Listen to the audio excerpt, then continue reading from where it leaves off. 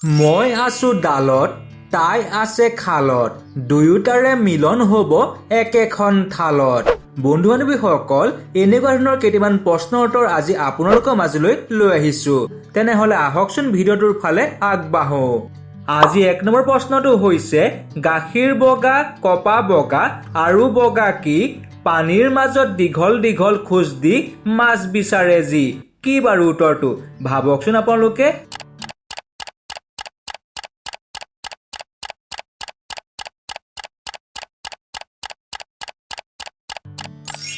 হয়, ইয়াৰ উত্তৰটো হৈছে বগলী।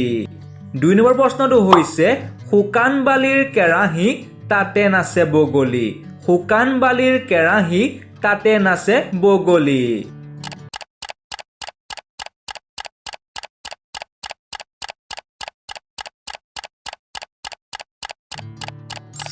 ভাবি পালেনে উত্তৰটো? হয়, উত্তৰটো হৈছে আখৈ। 3 নম্বৰ প্ৰশ্নটো হৈছে হাতত টাঙোন মূৰত বোজা ক'ত যায় ৰঙা ওজা। দিয়াচোন উত্তৰটো অলপমান ভাবি পেলাই।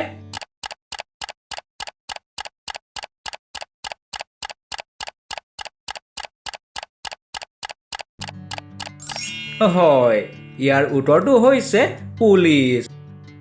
4 নম্বৰ প্ৰশ্নটো হৈছে কথাত কটা যায় কথাত বটা পায় হাতে হাতে চুলে পেলনি যায় এনেকুৱা বাৰু কি আছে? বন্ধু বান্ধৱীসকল, আমাৰ চেনেলটো ছাবস্ক্ৰাইব আৰু ভিডিঅ'টোত এটা লাইক কৰি দিব। ধন্যবাদ। হয়, উত্তৰটো হৈছে চূণ।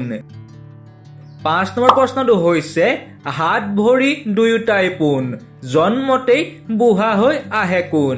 এনেকুৱা বাৰু কি আছে ভাবকচোন আপোনালোকে।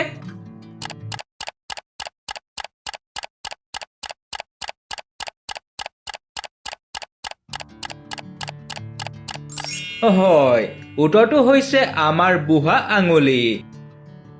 6 নম্বৰ প্ৰশ্নটো হৈছে এটা খুটাৰ ঘৰৰ ৰ'দে বৰষুণে সকলোৱে হেঁচা মাৰি ধৰে। কি বাৰু উত্তৰটো কোৱাচোন ভাবি।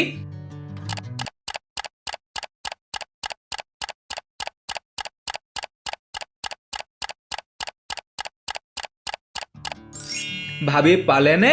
হয়, উত্তৰটো হৈছে ছাতি। 7 নম্বৰ প্ৰশ্নটো হৈছে এনেকুৱা কি বেংক আছে যিটো জেপত লৈ ফুৰিব পাৰি। এনেকুৱা কি বেংক আছে যিটো জেপত লৈও ফুৰিব পাৰি?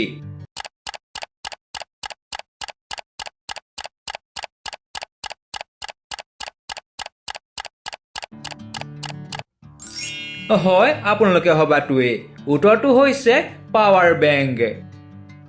8 নম্বৰ প্ৰশ্নটো হৈছে এনেকুৱা কি চাপৰিত খেতি কৰা নহয়। এনেকুৱা বাৰু কি চাপৰি আছে য'ত খেতি কৰা নহয়?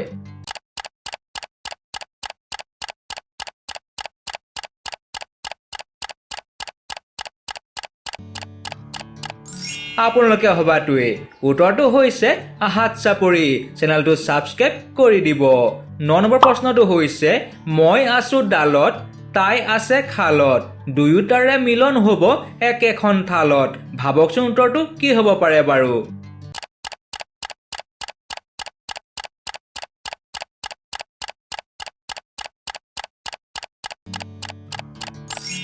বন্ধু বান্ধৱীসকল, উত্তৰটো দেখাৰ আগতে আমাৰ ভিডিঅ'টোত এটা লাইক কৰি দিব। ধন্যবাদ। হয়, ইয়াৰ উত্তৰটো হৈছে ঔটেঙা আৰু মাছ। 10 নম্বৰ প্ৰশ্নটো হৈছে তাৰ নাই আকাৰ সি নহ'লেই সকলোৰে হয় হাহাকাৰ। দিয়াচোন উত্তৰটো অলপমান ভাবি।